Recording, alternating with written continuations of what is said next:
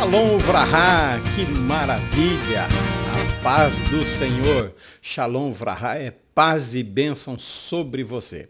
Estamos aqui para comentarmos, para estudarmos, para compartilharmos o conteúdo da Escola Bíblica Dominical, terceiro trimestre, nessa lição maravilhosa aí na sua tela, olha, deixa eu tirar o dedo aqui da letra, olha só que maravilhosa essa lição.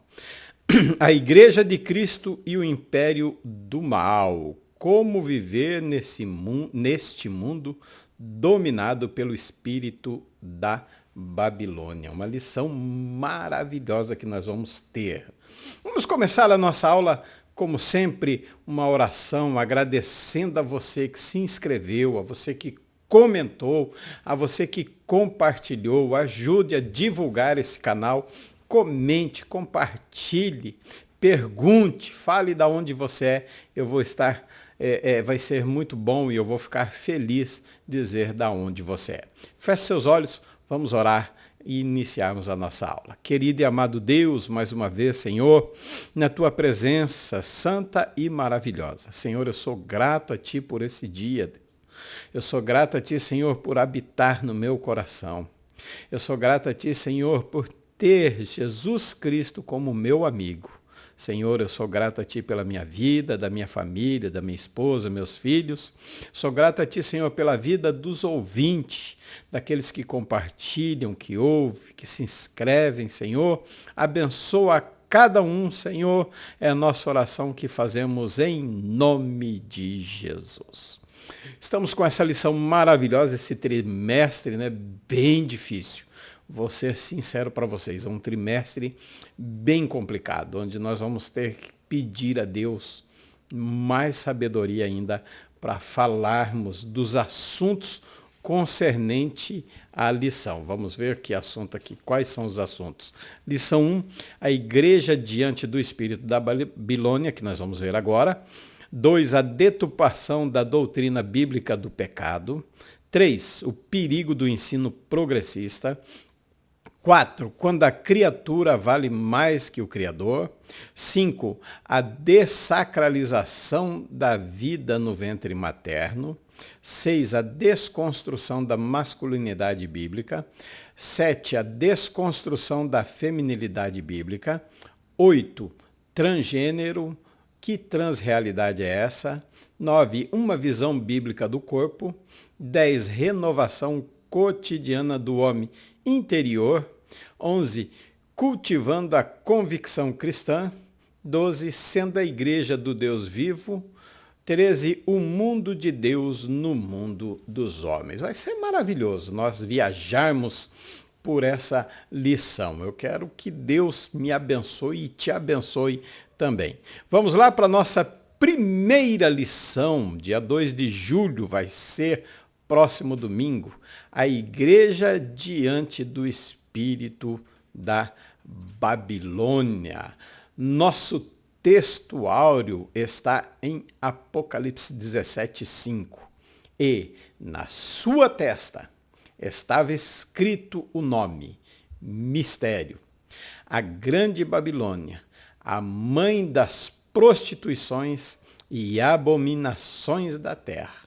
Esse é o nosso texto áureo da primeira lição desse trimestre. Obrigado a você que tem nos acompanhado.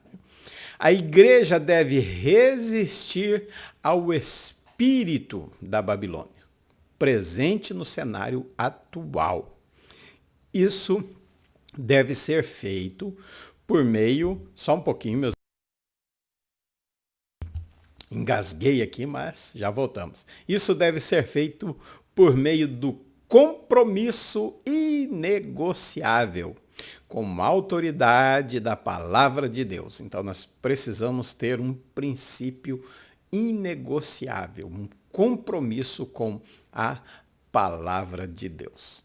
A oposição, a nossa introdução, se estender um pouco a aula, tá? Passar dos 35, 40 minutos, assista em 2 partes, em 3, mas assista. Tá? A oposição à fé cristã se desenvolve em escala. Vai na religião, na política, na economia e também a questão cultural. Então, os ataques à Igreja de Cristo, esse espírito da Babilônia, ela vai agir nessas 4 áreas dentro da sociedade. Tá?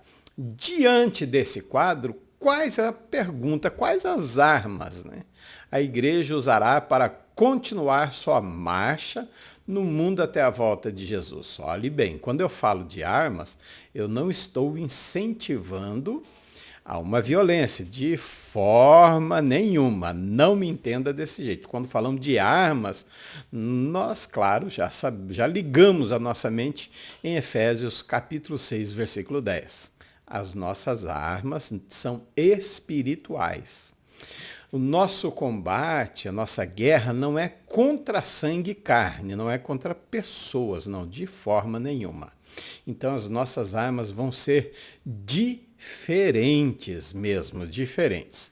O objetivo dessa lição toda, eu diria toda ela, é alertar a igreja acerca dos aspectos gerais do espírito da Babilônia, presente no cenário global em que vivemos. Mas eu te faço uma pergunta: desde quando esse espírito ele vem atuando na sociedade?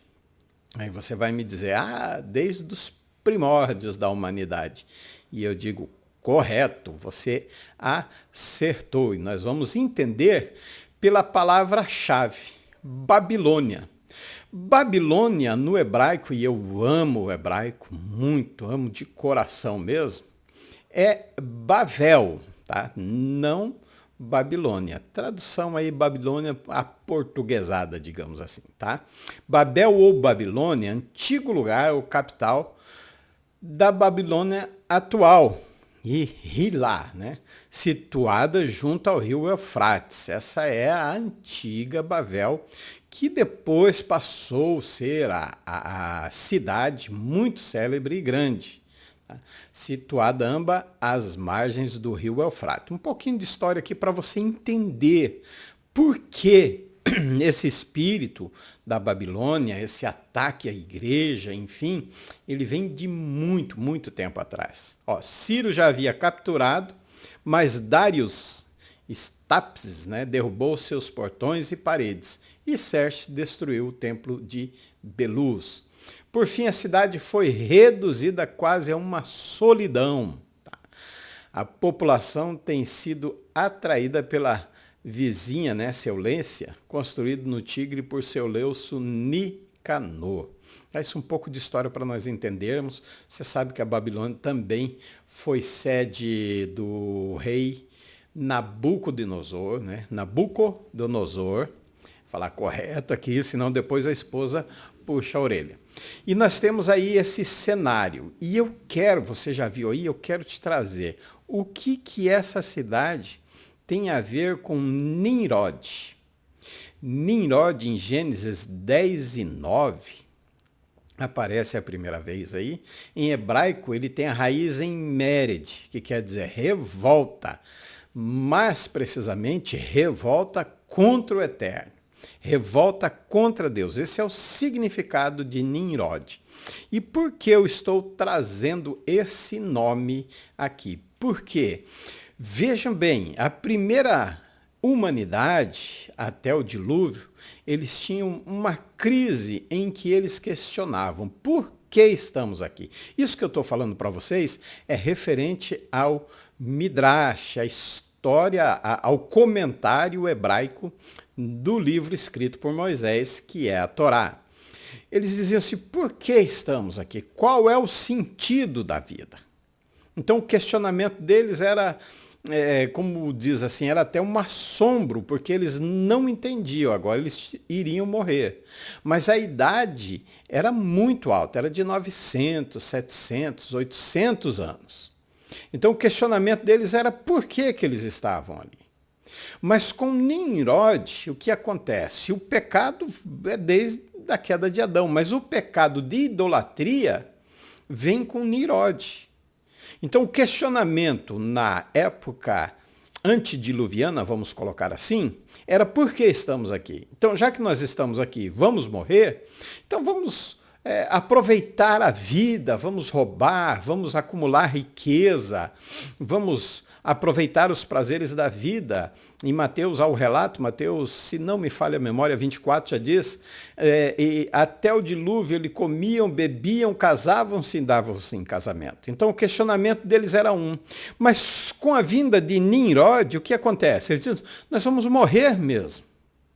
Nós vamos morrer. Então Nimrod convida o povo a construir uma torre.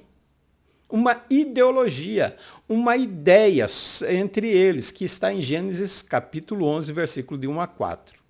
Por quê? Essa revolta contra o Eterno, essa torre era para guerrear contra Deus, era para vencer a Deus. E a ideia deles era o seguinte, nós vamos morrer, com certeza.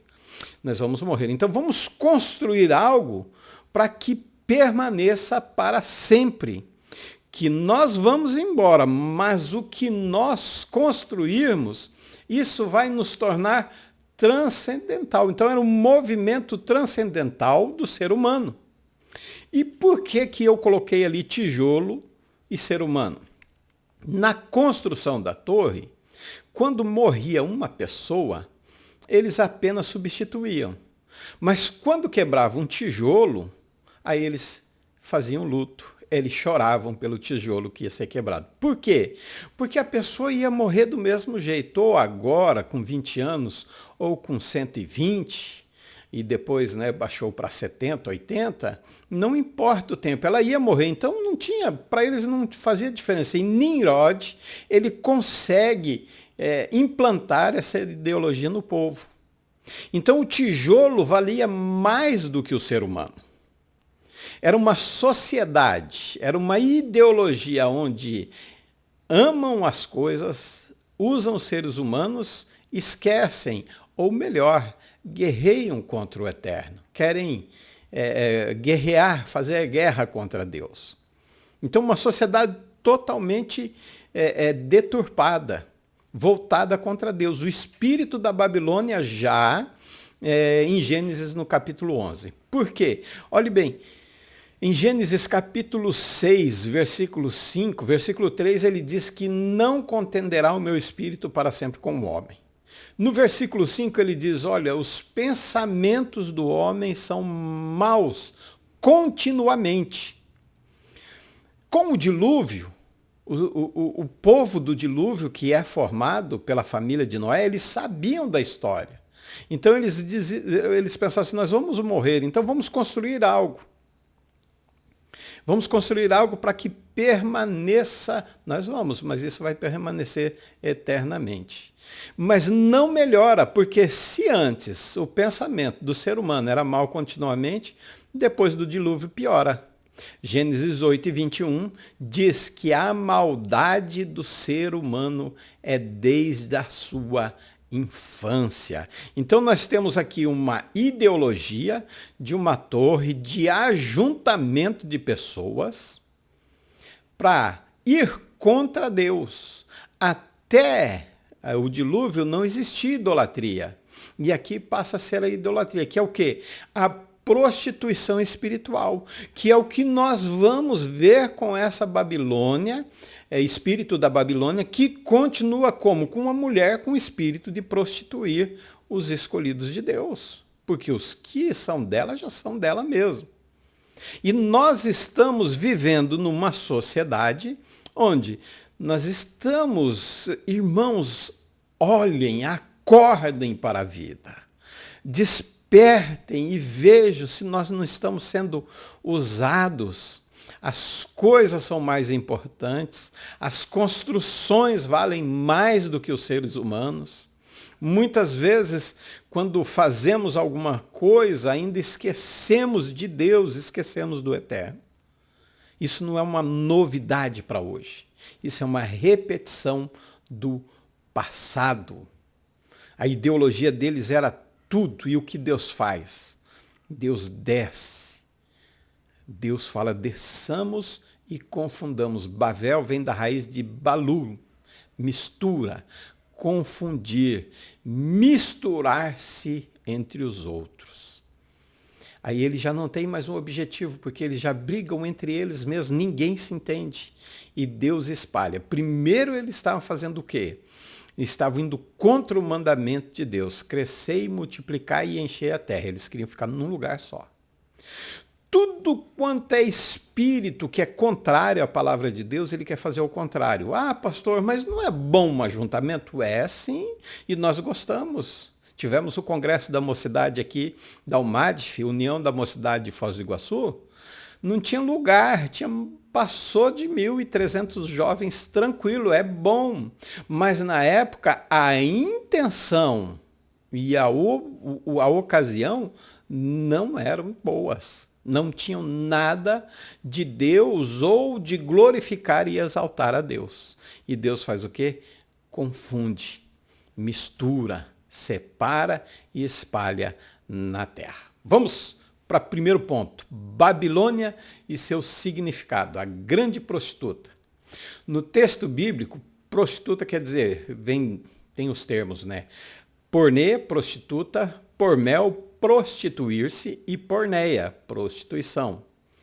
Na mensagem dos profetas do Primeiro Testamento, ou Antigo, como você queira chamar, as expressões apontam sempre para quê? Para idolatria. Quando nós falamos de prostituição, sempre nós vamos ligar, claro que é a cultura, a mente já está voltada à relação sexual.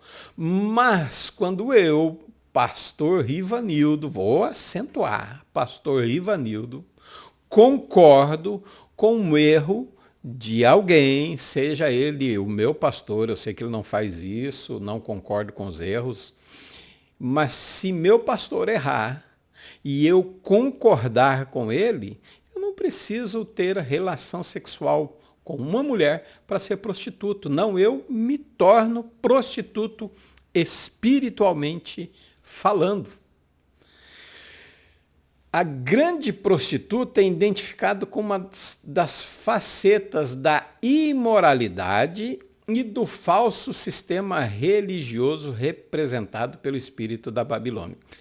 Claro que aqui nós não temos o objetivo de tratar esse espírito, de falar dela no sentido escatológico, mas nós vamos relacionar o espírito da Babilônia, a grande prostituta, com os dias atuais. Porque da mesma forma que lá em Bavel, né, em hebraico, mas Babel, como você conhece, na Babilônia, onde aconteceu a prostituição espiritual, onde o sistema estava tomando conta de tudo, da mesma forma nós vamos comparar com os dias de hoje. A mulher e a besta de escarlate. A mulher, ela é prostituta, é rica, é viciada, ela é acostumada com o sangue dos santos, é sedutora, e você vai ver como ela é sedutora. Ela fará associação com a Babilônia, por isso a mulher e a besta. Ela é corrupta. Essa é a mulher que nós vamos estudar, que é o espírito da Babilônia nos dias atuais. Veste de púrpura e de escarlate, reinado de luxo, então ela é luxuosa, adornada com ouro, pedras preciosas, materialismo e poder econômico vão estar rodeando essa mulher e a besta, esses dois personagens juntos, tá? Vão estar juntos. O cálice em sua mão diz respeito às abominações, imundícias e sua prostituição, representando toda a forma obscena, impura, imoral, que contamina, que destrói. A intenção do inimigo de nossas almas, a intenção desse espírito da Babilônia, não é somente tirar a vida, não é somente beber o sangue, não. É destruir moralmente a sociedade num todo. É desvalorizar aquilo que a Bíblia mais valoriza. Família.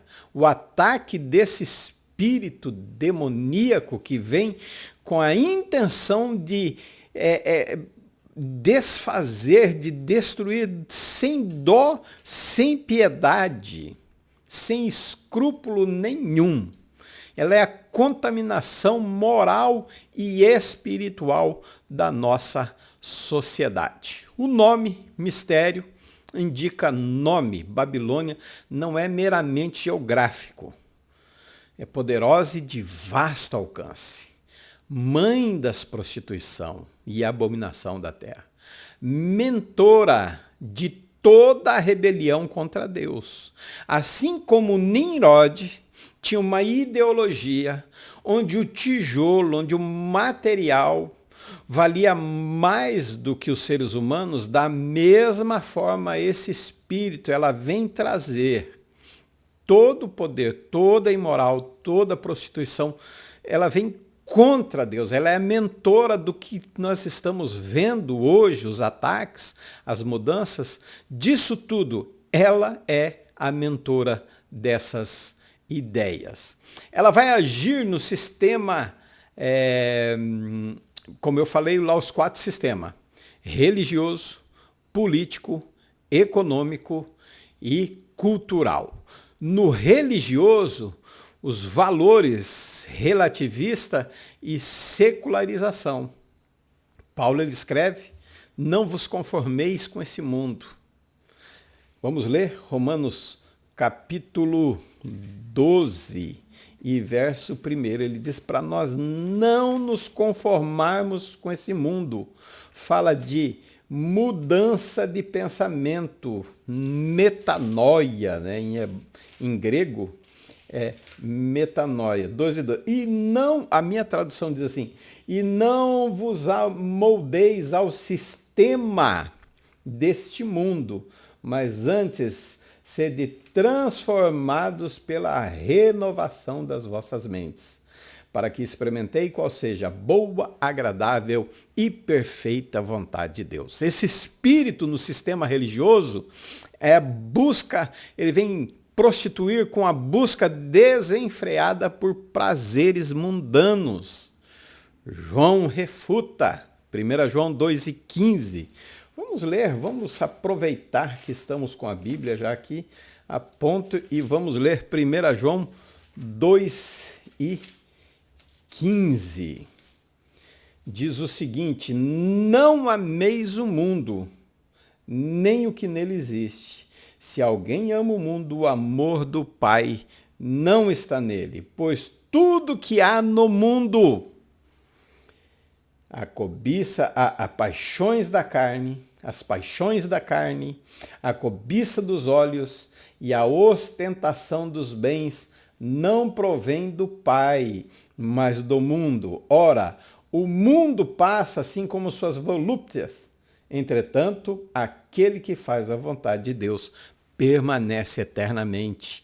No sistema religioso, ela vai agir com a perseguição e marginalização dos cristãos. Mateus 10:22. Vamos ler para que você possa entender bem a lição. Mateus 10:22 e 23.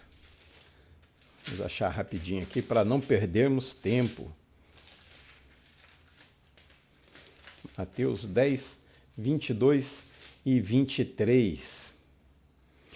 E por causa do meu nome sereis odiados de todos. Contudo, aquele que permanece firme até o fim será salvo. Quando, porém, vos perseguires num lugar, fugir para outro. Pois com toda certeza vos asseguro que não tereis passado por todas as cidades de Israel antes que venha o Filho do Homem.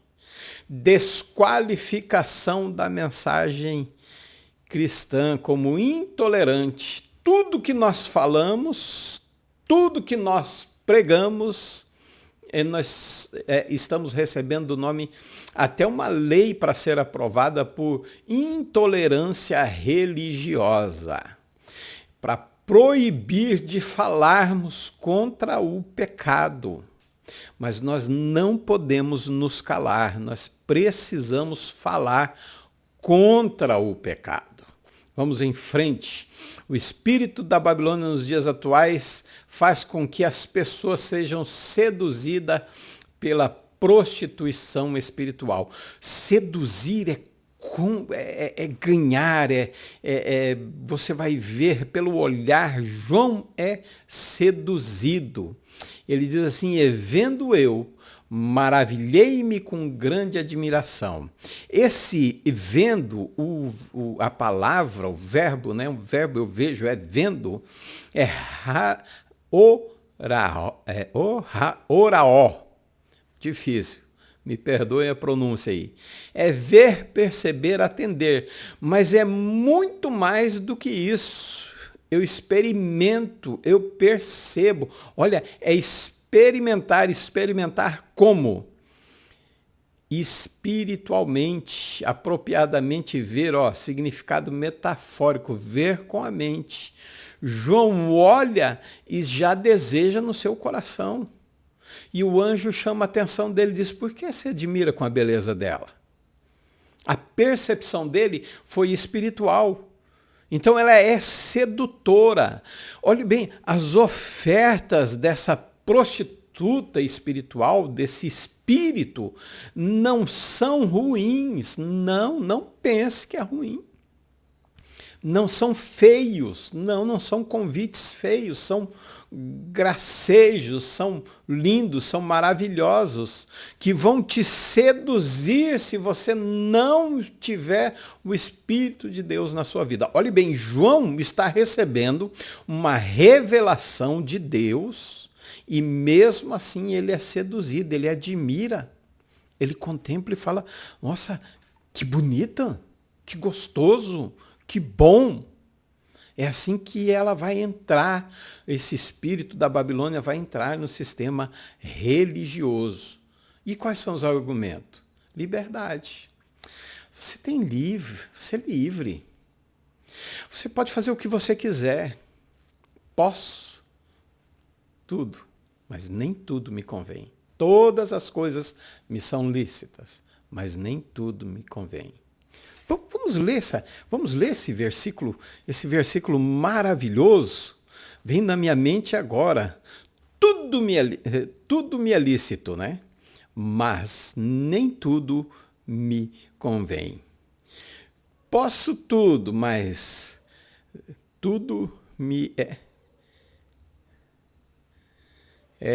1 Coríntios 6 e 12. Vamos ver lá.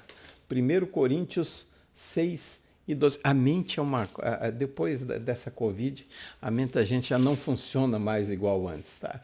Antes a gente decorava mais os versículos, agora nós temos que estar procurando. 1 Coríntios 6 e 12 vai dizer o seguinte: todas as coisas, na minha tradução, me são permitidas, mas nem todas são saudáveis. Tudo me é lícito realizar, mas eu não me permitirei que nada me domine. Nós não podemos nos deixar dominar por essa liberdade. Ela estimula a devassidão por meio do afrouxamento moral. O ecumenismo, reunião de todo mundo, doutrinário, ele provoca uma erosão da fé bíblica. Gálatas 1, 6 e 8. Nós precisamos lutar contra isso. Esses são os argumentos. Você é livre. Não, mas a interpretação... Não. O ecumenismo doutrinário ele vai causar uma erosão na sua fé. O relativismo rejeita a doutrina dos apóstolos e a autoridade bíblica, dizendo que não há uma verdade absoluta, mas a palavra de Deus é verdade. O humanismo reinterpreta e ressignifica os mandamentos divinos. Não, agora nós vivemos em outra época. Isso foi para aquela época. Hoje é diferente o modo de pensar. Isso foi para aquela cultura. Não, a palavra de Deus é viva e eficaz. Ela se renova a cada dia. O sincretismo, esse eu considero pior. A mistura do santo, do sagrado e o profano. E nós estamos vivendo uma época onde há festas juninas dentro da igreja, o arraial de Cristo, onde pessoas se fantasiam e fazem culto junino para Deus. É a mistura do profano e do sagrado. O sincretismo religioso, onde não, você tem que fazer isso para atrair os jovens. Festas temáticas, cultos temáticos, para atrair a juventude, para atrair a multidão. Vamos ler aqui em 2 Coríntios 6, 6 e 17.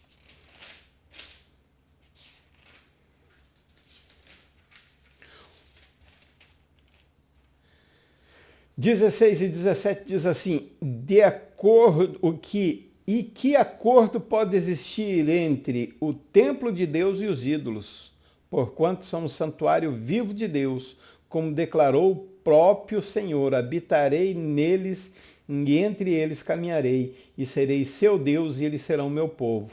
Portanto, sai do meio deles e separai-vos, diz o Senhor, e não toqueis em nada que seja impuro, eu vos recebi.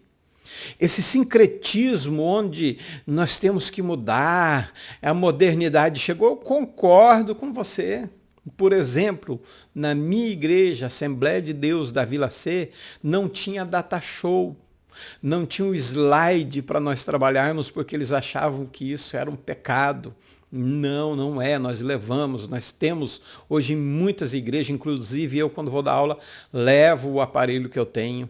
Mas o sincretismo religioso, onde nós vamos misturar, não tem problema, não tem nada a ver. Olha, irmãos, esse sincretismo, que união, qual o acordo que existe entre o templo de Deus e os ídolos? Não, nós precisamos entender que o que é sagrado não se mistura com o profano. No sistema político e cultural, esse ataque também exerce forte influência na política e na cultura, como apologia ao aborto, ideologia de gênero, legalização das drogas, legalização da prostituição, concordância com o pecado. É pecado. Eu não estou falando contra as pessoas. Me entenda. Me entenda. Você pode fazer o que quiser da sua vida. Você pode agir da forma que quiser. Você é adulto, é crescido, você tem um raciocínio. Você não é de maneira nenhuma um animal irracional. Apesar que nós humanos, às vezes, nos comportamos, muitas vezes, irracionalmente. Mas você é racional, você é dono do que você quer fazer. Mas eu não posso concordar com tudo que você faz. Você pode não concordar com a minha religião. Você pode falar contra ela. Eu não vou de forma nenhuma abrir um processo. Não, mas eu preciso dizer que a Bíblia fala que é pecado. É pecado porque é a palavra de Deus, ainda que você não creia, ela é a palavra de Deus.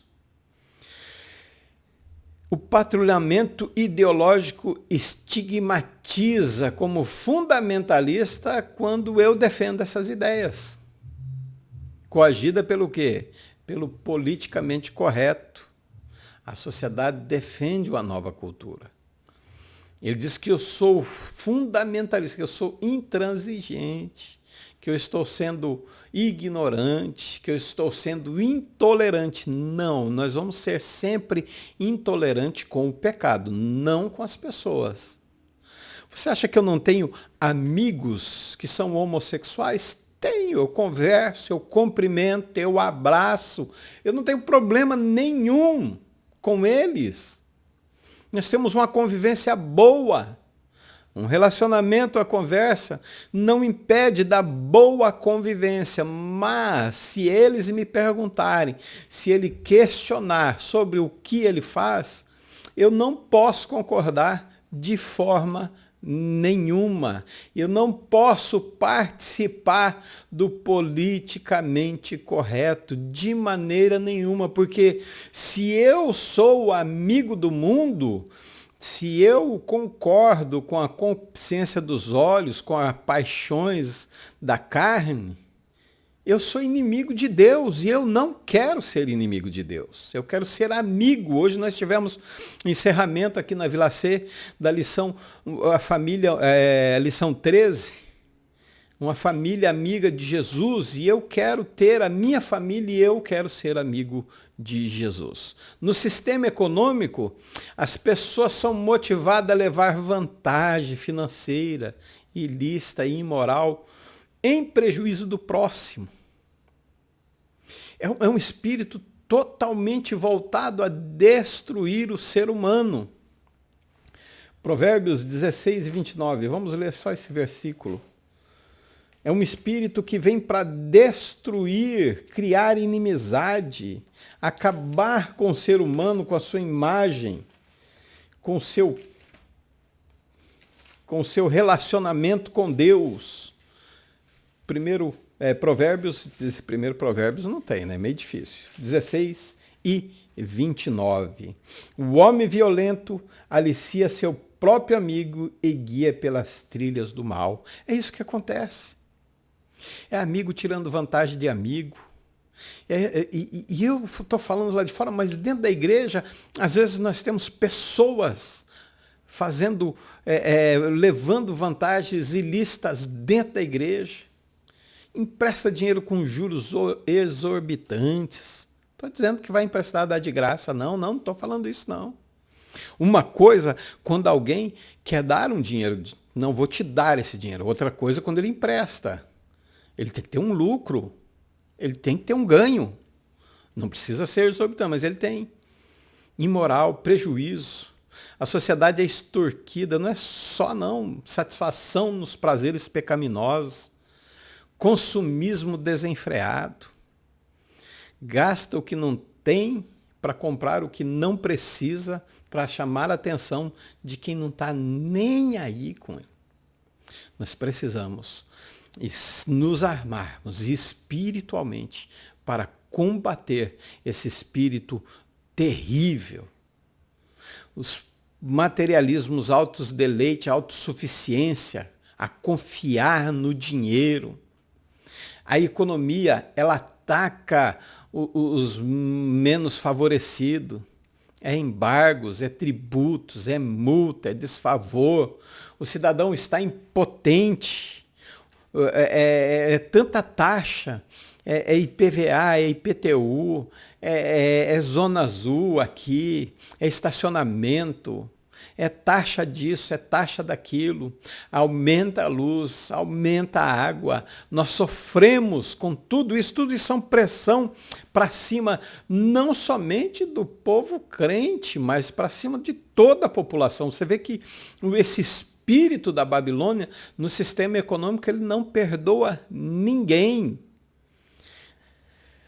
Nós precisamos posição da igreja diante do espírito da Babilônia. Qual que vai ser a nossa posição? Primeiro, não negociar. Não há a mínima possibilidade de negociarmos, de forma nenhuma. Não podemos. Ortodoxia quer dizer correto, crer, traz a ideia de uma crença correta. Tá? Os dois, doxa e dokel, faz no sentido de crer, tá? Ortos mais doxa e dokel, né? Do verbo dokel, crer. Então, crença correta. A interpretação, doutrina, né? Ou sistema teológico implantado como único e verdadeiro pela igreja. Um dogmatismo religioso dentro, claro, daquilo que é verdadeiro. A ortodoxia cristã tem a Bíblia Sagrada como suprema e inquestionável árbitra em matéria de fé e prática. Olhe bem, fé e prática. Então nós temos que não negociar e colocar em prática aquilo que aprendemos. Como que nós vamos não negociar? Primeiro, a oração, Colossenses 2:4. A oração é o oxigênio da alma, é o canal aberto de comunicação entre eu e Deus, entre sua igreja. É a fonte de vida, é o relacionamento, é a conversa, é o diálogo, não monólogo. É o diálogo entre eu e Deus e a minha pessoa, entre a igreja e o pai e a igreja, entre a igreja e o noivo, entre a noiva e o noivo. Então a oração ela deve ser perseverante. Nós não, como igreja, nós não podemos deixar de orar. Como está a sua vida de oração? Nós precisamos orar cada vez mais. A oração deve ser vigilante. Duas coisas. Primeiro, perseverante, todos os dias, todos os dias. Segundo, vigilante. Vigilância é o contrário de um espírito sonolento, letárgico, desligado dos problemas e dos perigos que cercam. Desligado de tudo isso que está acontecendo. E quando Neemias, ele põe o povo, ele diz, olha, vocês vão trabalhar, mas vão vigiar também. Marcos 13:33, Jesus diz, olhai, vigiai e orai. E Marcos 14:38, ele volta a enfatizar, vigiai e orai. Então a vigilância vem primeiro do que a oração. Não adianta orarmos e não vigiarmos. Não adianta nos dedicarmos a uma oração e não olharmos ao nosso redor o que está acontecendo. Nós temos que perceber essa afronta, esse ataque desse espírito da Babilônia contra a igreja. Segundo, primeiro a oração, segundo a supremacia da palavra de Deus. A disciplina, e olha só a forma, nós devemos estar preparados para responder com mansidão a razão da nossa esperança. Mansidão. Defender a verdade com uma autoridade, não é dizer, sai para lá, seu endemoniado, que eu sou crente, lavado no sangue. Não é dessa forma. Muito menos, não, eu sou crente, Jesus. Não, é com firmeza, é com amor. A verdade, ela tem que ser aplicada com amor. Se não tiver amor, não vai ter cura. Olhe bem, vamos acompanhar. Devemos estar preparados para responder com mansidão a razão. Responder, a palavra apologética é responder, é prover uma defesa intelectual. Nós temos que estar preparados no coração, na razão e no sentimento. Isso caminha junto com a fé cristã. Não é uma fé louca, não. Irracional. Sem razão, sem coração, sem sentimento, sem nada. Não é uma agressão verbal nas pessoas. Jamais. Tem que ser consciente. Tem que ser de coração. Tem que ter sentimento. Tem que andar junto com a fé. Não é de uma ignorância, de forma nenhuma. Não vamos negociar, mas vamos dizer, olha, a nossa fé é pautada na Bíblia Sagrada, é a supremacia da palavra de Deus. Formar a nossa oposição é formar o caráter cristão também. O caráter cristão refere-se à nova vida, o modo de pensar, de agir, de falar daqueles que pertencem a Cristo. Efésios 4:20. Se é que aprendeste de Cristo primeiro. Tem que aprender de Cristo. Mas para aprender você precisa ouvir. Se você foi ouvido. E além de ouvir, você tem que ser instruído. Renovar no espírito o que? A nossa metanoia. Renovar a nossa mente. E vestir do novo homem. Professor da escola bíblica dominical, você está preparado para responder dessa forma? Você está preparado para as lições que estão por vir? Você está preparado para manejar bem a palavra de Deus? São perguntas que você vai questionar a você mesmo, a revestir do novo homem. Aprender de Cristo representa ter um relacionamento estreito com Ele. É ter informações sobre Ele. Uma pessoa não pode conhecer sobre Cristo, pode, quer dizer, conhecer sobre Cristo e não ser salva. Mateus 7,23. Apartai de mim que não vos conheço. Nós precisamos ter um caráter de Cristo, a mente. 1 Coríntios 2,16. Nós precisamos ter a mente, ter o caráter, ter a reputação de Cristo. Mas não vos aprendeste assim. Cristo é a substância, é o mestre. Cristo é o conteúdo de ensino. Cristo é o ambiente. Quanto mais eu conheço a palavra de Deus, mais eu conheço o Filho de Deus. Aprender com Cristo não é ir além de tirar a velha humanidade. Não, não é só isso. E vestir a nova. É uma conversão básica que nos acompanha todo dia, lembrando de que eu tenho que mortificar o meu corpo, Colossenses. E mortificar é tornar ele na condição de morto, de insensível às paixões, às concupiscências dos olhos. A falha na formação moral do caráter vai produzir pseudos cristãos, escravizados pelo espírito da Babilônia. Olha o que diz Judas. Participam das reuniões, celebrações fraternais, comem sem pudor. E olha que interessante, são pastores que agem assim, que a si mesmos se apacentam. E esses pastores, esses líderes, enfim, fale da forma que você desejar, são como nuvens sem água, impelidos pelos ventos. Vão para tudo quanto é lado sem direção. São árvores sem folha, sem fruto, 2 vezes mortas, arrancada pela raiz. Não tem nada a te oferecer. Isso não faz parte do caráter cristão. E terceiro, aguardar a volta de Cristo. Apostasia, os sinais estão aí. Inversão, eu diria mudança de valores, perseguição, guerra, fome, peste, terremoto e principalmente a apostasia. A negação. Muita gente diz, eu era, agora eu vi a verdade. Que verdade é essa que você seguiu e agora não serve mais? A não acreditar mais em Deus, apostatando-se da fé, negando a fé.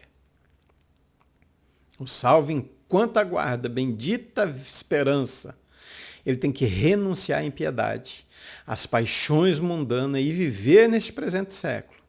Autodomínio, integridade e santidade. Essa é a forma que nós temos que esperar a volta de Cristo. Porque morar com Cristo é resultado da nossa vida aqui na Terra. Não pense que você vai morar com Cristo. Não. É resultado. Conclusão, meus irmãos, a postura da igreja diante do espírito da Babilônia. Manter sempre sua integridade e seu testemunho contra todas as influências. Conhecimento da palavra de Deus, estudo diligente. O obreiro precisa apresentar-se primeiro a Deus aprovado, depois diante dos homens. Seu papel não é torcer, mas é manejar bem.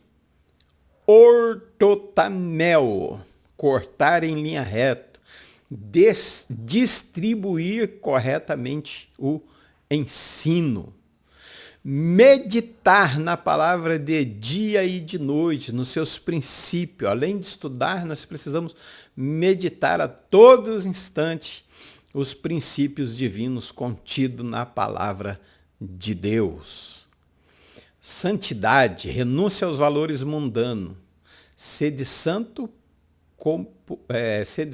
porque eu sou santo. Santidade é imperativa.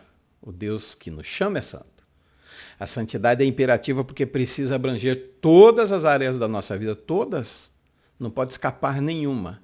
É imperativa porque é uma clara exigência das Escrituras. Ele chama o povo a ser santo. Vivendo um período no espírito da Babilônia, exerce forte influência, suas ações buscam completo domínio político, econômico, cultural e religioso em oposição à fé cristã. Nós vamos resistir o mal, Nós vamos ensinar a doutrina bíblica, nós vamos formar o caráter dos discípulos e vamos ser santificados para a sua vinda. Buscai a santificação e a paz, sem a qual ninguém verá a Deus. Que Deus te dê graça, que Deus me dê graça, que Deus nos dê graça para vencermos esse espírito tão terrível contra a igreja de Cristo. Feche seus olhos, eu quero orar por você. Senhor Jesus, Pai eterno, diante dessa missão, Senhor, tão difícil, Deus, que estamos enfrentando, diante desse espírito que ataca a igreja, tanto no sentido religioso, quanto político, quanto cultural e econômico, Senhor, nós pedimos da Tua graça, Deus. Nós pedimos do Teu poder, Senhor, da Tua unção, do Teu Espírito Santo, nos agindo, Senhor, em nós, primeiro em nós, Senhor, para depois através de nós, Senhor. Pai, ilumina os meus passos, a minha boca, o meu olhar, as minhas mãos. Ilumina, Senhor, os professores da escola bíblica dominical. Assim eu oro, Senhor, pedindo a Tua guarida, Senhor. Nos guarde, nos livre, Senhor. É a oração que eu faço em nome do Senhor Jesus. Que Deus te abençoe, Shalom Vrahá, ou Ivarecha Adonai Veishmerecha. Que o Senhor te abençoe e te guarde até a próxima lição de número 2, se assim o Eterno nos permitir. Fiquem todos na paz do Senhor.